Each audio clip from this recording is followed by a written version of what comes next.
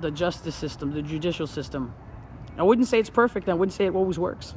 You know, sometimes innocent people have to pay for crimes they didn't do. Sometimes they get sent to jail, right? That's a fact in our judicial system. And another fact is there are a lot of children that are getting caught in the mix that we're not addressing. I see your point.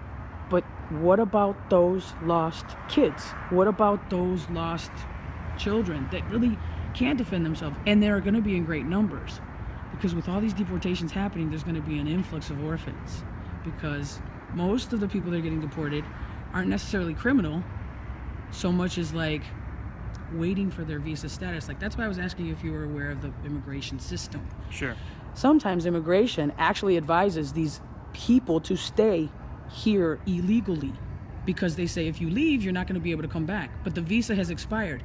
Meanwhile, the person is still waiting to hear from immigration, but it's a hurry up and wait game, because the system as it works right now, you could be legal in 160 some years or something like that if you wait for the system. But if you got money, you can push it a little bit quicker, you know what I'm saying? No, you're right about that. But that's the problem that falls into with like this resolution groups, illegals, immigrants, and refugees all in the same group. You can't, by grouping all them people together, you can't possibly address like the issue that you're talking about.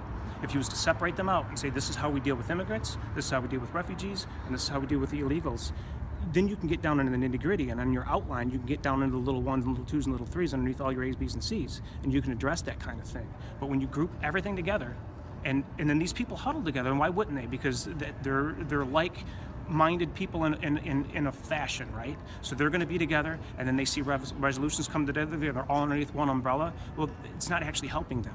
It doesn't help the immigrant, it doesn't help the refugee, it doesn't help the illegal immigrant either. I gotta go.